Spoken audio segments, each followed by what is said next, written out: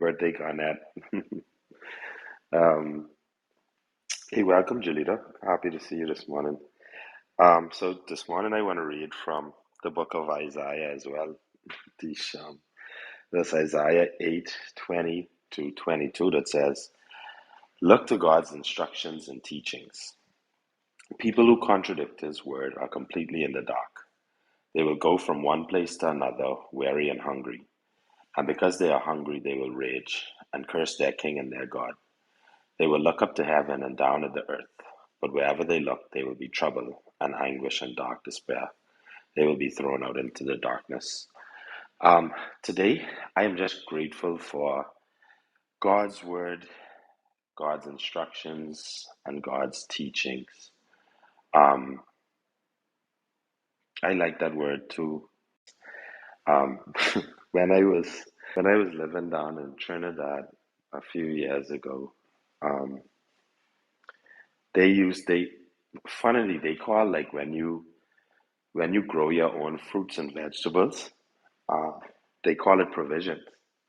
And because I asked my friend one day, because he's like, "Oh, I'll be going down to the market to go buy provisions." So I was like, "Provisions?" You know what that is? And he was like, "Oh, that's like, where people, they just grow their own fruit and stuff at home, like the organic fruit, and they just go to like this open air market and they sell them."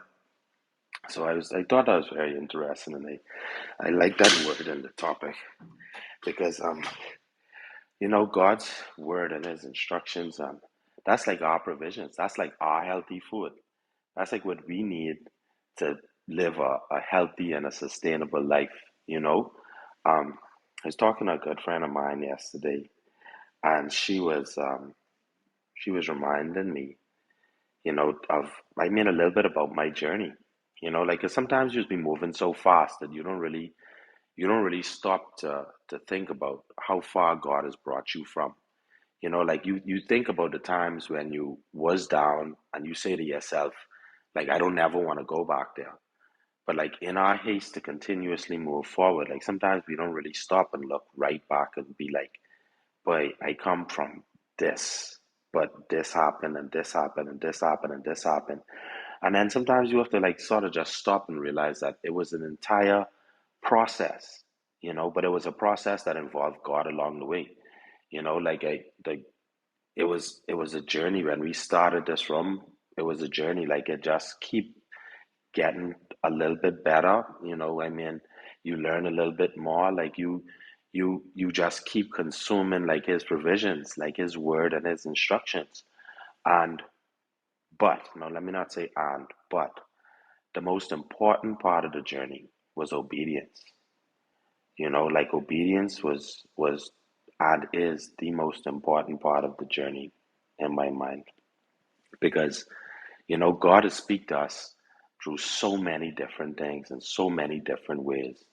Like he doesn't just come out there and just tell us. Like sometimes He shake the tree now. He tell you, hey, your instructions will come directly through someone. Someone will call you out the blue or something and give you like instructions, and He's be direct sometimes.